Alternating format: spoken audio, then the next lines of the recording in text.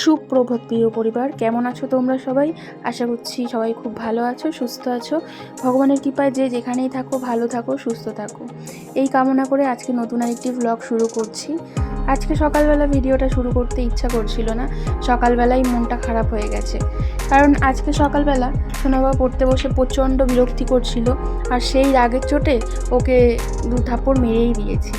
আর ওকে মারলে পরে নিজেরই কষ্ট হয়, কিন্তু কি করব বলো, ও তো দিন দিন বড় হচ্ছে। পড়তে বসলে যদি প্রত্যেক দিন প্রতিনিয়ত একই রকম করতে থাকে, তাহলে ও তো সবার কাছে বকা খাবে।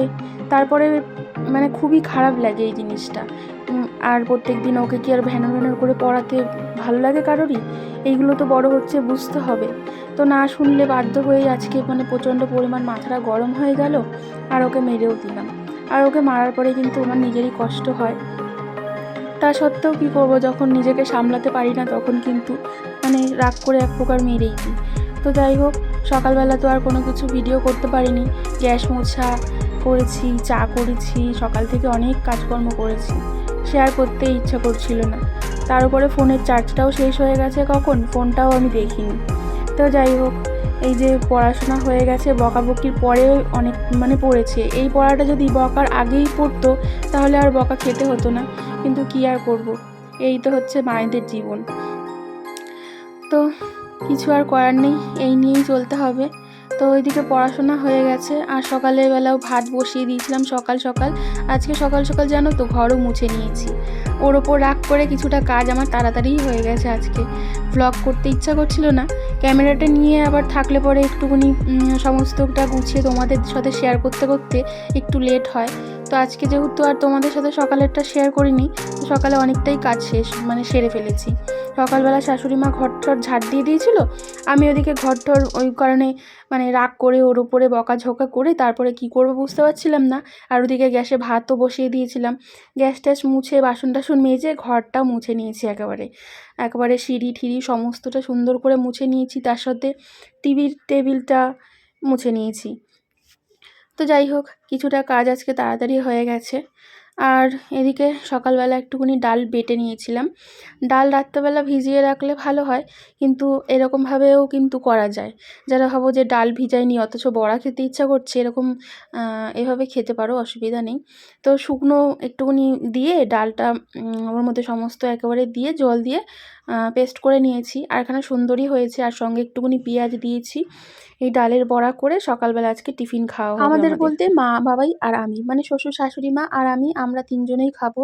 আর তোমাদের দাদাভাই বেশ সকাল থেকে আজকে সকাল সকাল ওকে আবার তুলে দিয়েছি, কারণ ওকে ওই ঘরে পড়তে বসাই, আর আমরা যেহেতু সারাক্ষণ এই ঘর ও ঘর করি, চলাফেরা করি, আরও পড়তে চায় না, ভ্যান ভ্যান করে বায়না করে। তো যে কারণে ওই ঘর থেকে ওকে আবার তোমাদের দাদাভাইকে তুলে আমাদের ঘরে বসালাম, কারণ আমাদের ঘরে দরজাটা বন্ধ করলে কেউ আবার আসলে আসবে যাবে না অতটা, যেহেতু ভিতরের দিকে ঘর, ওই ঘরটা আমাদের প্রয়োজন পড়ে না। রান্নাঘর আর ওই ঘরটা পুরো একসঙ্গে, তো সমস্ত আওয়াজ ঠাওয়াজ ওই ঘরে যায়। তো ওই কারণে ওকে তুলে এই ঘরে পাঠালাম। ওই কারণেই আরও বেশি মাথা গরম হয়ে গেছে যে ওই ঘর থেকে এই ঘরে এনে পাঠালাম, তাও সেই এই ঘরে বসেও সেই একই রকমভাবে বিরক্তি করে যাচ্ছিল যে লিখবো না, পড়বো না, ওর কোনো কিছুই ভাল লাগছিল না। জানি না কেন এরমটা মাঝে মাঝে করে, যদিও বা শীতের সকাল, প্রচণ্ড ঠান্ডা পড়েছে এই সময়, বাচ্চারা এমনিতেই উঠতে চায় না। তো যাই হোক, আর কি করব, শীত তো প্রায় 2-3 মাস থাকবে, তা বলে কি এই রকম করলে চলবে বলো? একটা টাইম তো ওকে আমি পড়াবো, আর একটা টাইম তো আন্টিকে পড়াতে হবে। তার মধ্যে সকালটা যদি আন্টি পড়ায়, সন্ধ্যেবেলাটা আমি পড়ালেই সুবিধা হয় আমার, কিন্তু সকালবেলা অনেক কাজকর্ম থাকে, কাজের মাঝখানে তো আর আমি ওকে পড়তে বসাতে পারি না।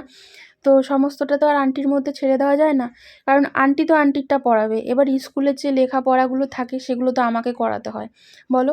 ওই কারণে সন্ধ্যের টাইমটা কোনো দিদিমণি আমি রাখি না। সন্ধ্যেবেলা আমি ওকে পড়াতে পারি নিজের মতন করে, যখন খুশি, সে 7টা হোক, 8টা হোক, রাত্রি 10টা হোক, ঘরে আর কি নিজের মতন পড়ালে কোনো সমস্যা হয় না। যাই হোক, ওদিকে ডালের বড়াগুলো ভেজে নিয়েছি, আর এখানে এই যে যতই ঠান্ডা পড়ুক না কেন, ওকে কিন্তু আমি স্নান কোনো দিনও বন্ধ করি না, আর ও অতটা বায়না করে না স্নান করার জন্য। তো স্নান করিয়ে দিয়েছি, আর স্কুলের জন্য রেডি করিয়ে দিচ্ছি। শ্বশুরমশাই বলল যে আজকে ওকে স্কুলে শ্বশুরমশাই নিজে দিয়ে আসবে, তো এই কারণে আজকে আর আমি রেডি হলাম না। তো ওকে একেবারে রেডি সেডি করিয়ে দিই। আর মিডিলে কালকে একটুখানি ঠান্ডা কম ছিল, আজকে আবার প্রচণ্ড ঠান্ডা, জানো তো। আজকে সকালবেলা যখন বাসন মাজছিলাম, ওই ট্যাঙ্কির জলে মানে মনে হচ্ছে যেন হাতটা ছুরি দিয়ে কেউ কেটে দিচ্ছে, এত পরিমাণে ট্যাঙ্কির জলটা ঠান্ডা হয়ে গেছিলো। তো যাই হোক, সোনাকে এখানে রেডি করিয়ে দিলাম, সোয়েটার পরিয়ে দিচ্ছি। যা ঠান্ডা পড়েছে জানি না, স্কুলে ওদের মানে বলতে তো পারে না, ছোট মানুষ, স্কুলে ঠান্ডা লাগে কি, এই সোয়েটারে শীত মানে কি জানি না। তো টুপিটা ভাবছি এর পরের দিন থেকে পরিয়ে পাঠাবো। আজকেও টুপিটা পরে পাঠানো হয়নি, আর চুলটা ভিজে থাকে তো, টুপিটা পরালে হয়তো চুলটা শুকাবে না, এই মনে করেই আমি আরও টুপিটা পরাই না। তবে ভাবছি পরের দিন থেকে যাই হোক না কেন টুপিটা পরিয়ে দেবো। আর চুলগুলো বেশ বড় হয়েছে, চুলগুলো কাটিয়ে আনতে হবে, এই চুলের জলটা জমে জমেই কিন্তু ঠান্ডাটা লেগে যায়। তো চুলটা কাটানো হচ্ছে না, তো দেখি কমের মধ্যে কাটিয়ে আনতে হবে। আর একেবারে চুলটা আঁচড়ে দিই, ও আবার ক্যামেরা দেখে একটুখানি দুষ্টুমি করছে। আর এখানে চুলটা আঁচড়ে দিই, তার সঙ্গে ক্রিমটাও লাগিয়ে দেব, দিয়ে একেবারে রেডি করিয়ে দিই।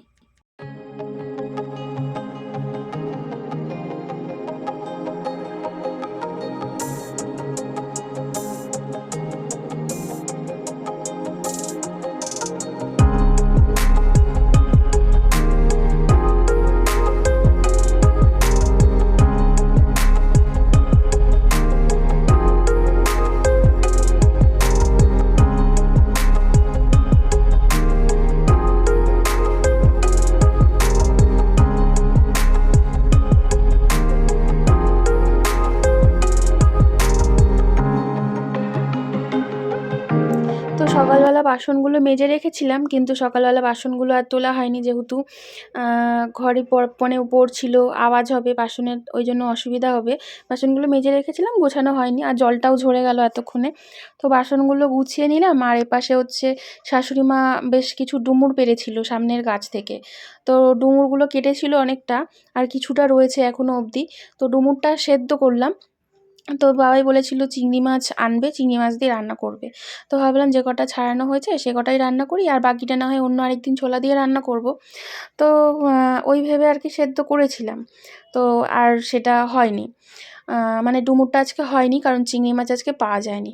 তো যাই হোক, ডুমুরটা এই কারণে আজকে আর রান্না করব না। চিংড়ি মাছ বা ছোলা এই সমস্ত ছাড়া ডুমুর আবার কিন্তু খেতে ভালো লাগবে না শুধু শুধু। তো ওই কারণে ডুমুর রান্না করলাম না। তো ওই কারণে ভাবলাম যে আজকে টমেটো দিয়ে একটু টক ডাল আর একটু আলু পোস্ত রান্না করব। আর আজকে মাঝখানে কিন্তু অনেকগুলো কাজ বাজ তোমাদের সাথে শেয়ার করে নিই, কারণ আজকে মনটা সত্যিই মানে একটু খারাপ। সকালবেলা ছেলেটাকে মেরেছি, আর মায়ের মন জানো তো, যতই বাচ্চাদের মারো পরে কিন্তু সেইটা নিয়ে খুবই কষ্ট হয়। তো আমার জায়গায় যারা যারা আছো তারা অবশ্যই জানবে এই পরিস্থিতিটা যে ঠিক কীরকম লাগে। তো আজকে ওই বৃষ্টি বৃষ্টি ওয়েদার, তাও তার সত্ত্বেও সোনার অনেকগুলো কাঁথা পড়েছিল, জামা প্যান্ট পড়েছিল, সমস্তটা কেচে কুচে একেবারে ছাদে মিলে স্নান পুজো সেরে রান্না করলাম ডাল আর আলু। তো এখন বাজে হচ্ছে 4টে, আর এই জাস্ট খেয়ে দিয়ে উঠলাম। মা বাবাই গেছে সোদপুরে, মানে মাসি শাশুড়ি বাড়ি, তো সেখানে ছোট একটা পুচকু হয়েছে। তো মাসি শাশুড়ির বড় ছেলের ঘরে ছেলে হয়েছে, তো পুচকুর জন্য জামা নিয়ে এসেছিলো, সেই জামা দিতে গেছে, তারপর বউয়ের যে টাকা দেয় সেই টাকা দিতে, গম ভাঙাবে, অনেক কাজের জন্য গেছে। আর আমি এই খেয়ে দিয়ে বেরিয়েছি, কারণ ওই পাশে একটা কাকিমার মেয়ের বিয়ে রয়েছে, বিয়ে 22 তারিখে নিমন্ত্রণ করেছে, আজকে এই হলুদ ফুটবে, তো ওই কারণে যেতে বলেছে 4টের সময়। তো এই খেয়ে উঠলাম, আর এত ঠান্ডা লাগছে, তো ওই কারণে এখন মানে বেরাই, টুকটুক করে দেখে আসি, 4টের সময় যেতে বলেছে, তো যাই ঘুরে আসি, নাহলে কেমন লাগে, অনেকবার বলেছে। দোকানে গেছিলাম তখনও বলেছে। আর ভাত খেলে এই শীতের সময় প্রচণ্ড ঠান্ডা লাগে। এই যে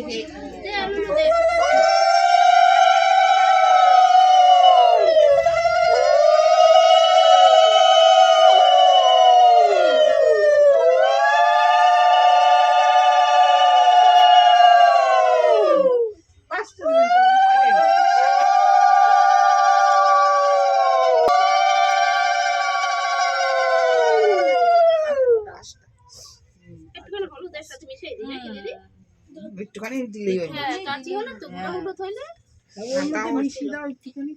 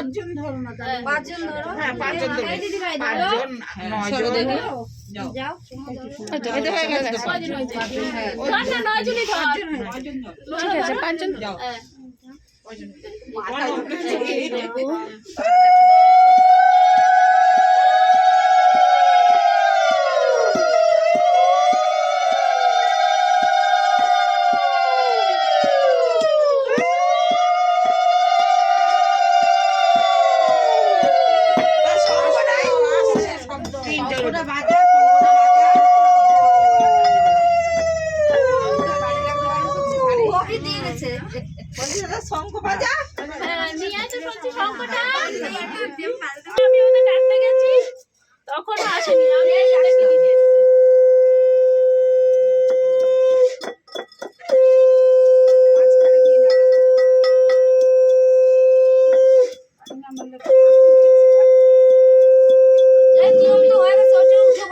ঠান্ডা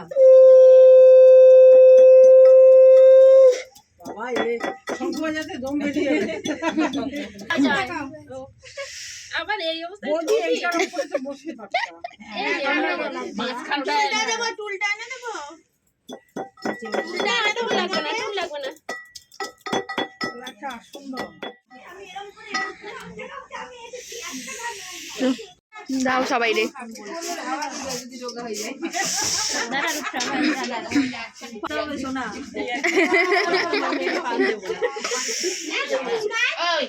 তারা মানে তো তুমি আসবে তারা এখন বেজে গেছে 5টা। এই এলাম কাকিমার বাড়ি থেকে, আর এখনো সোনা বাবা ঘুমায়নি। আর আজকে যা প্রচণ্ড ঠান্ডা পড়েছে আর কি বলবো। তো আমি তো এরকম মানে একটা হালকা চাদর দিয়ে গায়ে দিয়ে চলে গেছি, আর ওখানে সবাই বলছে যে তোর কি শীত করছে না। আর কি বলবো বলো, আমার মানে সোয়েটার পরা অভ্যেসটাই একেবারে নেই, চলে গেছে। আমি সোয়েটারই পরেই থাকতে পারি না, খুব কম সময় দেখবে সোয়েটার পরি সকালের দিকে, আর বেলায় আর সোয়েটার পরে তো কাজকর্ম করতেই পারি না। তো যাই হোক, এই জন্য এই চাদরটা নিয়েই চলে গেছিলাম। আর এখন বাজে 5টায়, দেখো ওই ছেলেটাকে আজকে 2টো জামা পরিয়ে দিয়েছি। আবার কুকুর দেখার ইচ্ছে করে। হ্যাঁ, কুকুর দেখার ইচ্ছে করে। কুকুর কোথায়? কুকুর দেখতে আরে পাবে? সত্যি সত্যি কুকুর। ওই কুকুরের বাচ্চা, ওই যে কুকুরের বাচ্চা দিয়েছে, ওগুলো নাকি ও দেখার ইচ্ছে করে। সকালবেলা আজকে ও সাথে প্রচন্ড পরিমাণে মার খেয়েছে আমার হাতে। আমার সাথে তুমি যাও, চলো না কুকুর দেখতে যাবো। তুমি যাও, একটু দেখে চলে আসো। তোমার শীত করে ঠান্ডা লেগেছে, অল্প একটু যাও, ঠিক আছে? চলে আসবে। তো সকালবেলা প্রচণ্ড বায়না করছিল, মানে পড়তে বসে ঘ্যান ঘ্যান করছিল। আজকে তো করেছে, কালকেও করছিল, মানে 2-3 দিন ধরে ও ঘ্যান ঘ্যান ঘ্যান ঘ্যান করেই আছে, পড়তে বসবে না। আজকে প্রচণ্ড পরিমাণে মাথা গরম হয়ে গেছে, আর মাথার মানে ঠিক ছিল না, ও একটু মার খেয়ে গেছে আমার কাছে। কি বলবো বলো, বাচ্চা কাচ্চাদের মানুষ করা মানে মা হওয়া কত যে জ্বালার, কত কষ্টের। যে এখন এই পজিশনে রয়েছে, মানে এই রকম বয়সে বাচ্চাদের মানে মার পিছনে দায়িত্বে রয়েছে, তারাই জানে যে কতটা আর কি সমস্যার মধ্যে যায়। যাই হোক, এই মানে সমস্যা আর কাউকে বুঝিয়ে বলাতে পারবো না, কি আর বলবো। যাই হোক, কি করা যায় আর। দেখো, কুকুর বাচ্চা দেখতে গিয়ে পড়ে গেছে। কোথায় পড়ে গেছে বাবা? বাড়ির সামনে। দেখো এই যে পড়ে গেছে, পড়ে গিয়ে ওইখানে হাঁটুতে ছুলে গেছে, আর এইখানটায় আবার ছুলে গেছে। অবস্থা, আবার শরীরটা খারাপ। আজকের ওই সকাল থেকে দিনটাই খারাপ যাচ্ছে। সকালবেলা বকুনি খেলো, পিটুনি খেলো, আর বিকেলবেলা এই অবস্থা। তো এখন বাজে হচ্ছে 7টা, আর বসে বসে কটা বই মলাট দিচ্ছিলাম আমি। তো চশমাটা ছাড়া মলাট দিতে পারছি না, মানে আর তার যেহেতু এই যে সাদা মলাট দিয়েছে, তো এইগুলো দিতে খুব অসুবিধা হয়। তোমাদের দাদাভাই এগুলো একটু তাড়াতাড়ি দিতে পারে। কালকে তোমাদের দাদাভাই যে 15টা খাতা দিয়েছিল, একেবারে সন্ধ্যাবেলা থেকে বসে 15টা খাতা মলাট দিয়ে দিয়েছে। তো আমি এখন বসে এই 3টে দিলাম। তো বাকি থাক, তোমাদের দাদাভাই দেবে। আর এখন সোনার যেহেতু পায়ে লেগেছে, আর ওই ঘরে বসে বসে ও বারবার বলছে এই ঘরে আসো, এই ঘরে আসো, ওর কাছে যেতে বলছে। তো এখন ওকে এই ঘরে নিয়ে এসে পরিয়ে দিই, আর বেশি রাত হলে আর পড়বে না। এমনিতেও শরীরটা ভালো নেই, ওই দেখো আসছি আসছি। তো ওকে নিয়ে এসে আগে পরিয়ে দিই, বেশি রাত হলে হচ্ছে আবার পড়বে না। আর এই দেখো, যেহেতু এই যে সাদা প্লাস্টিক মলাটগুলো দেয় না, এগুলো মানে চোখের একটুখানি প্রবলেম হয়ে যায় দেখতে গেলে।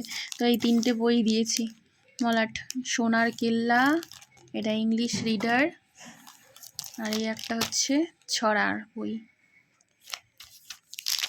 এটা দেখো, এই 3টে বই দিলাম, থাক। বাকি আবার তোমাদের দাদাভাই এসে দিয়ে দেবে এখানে।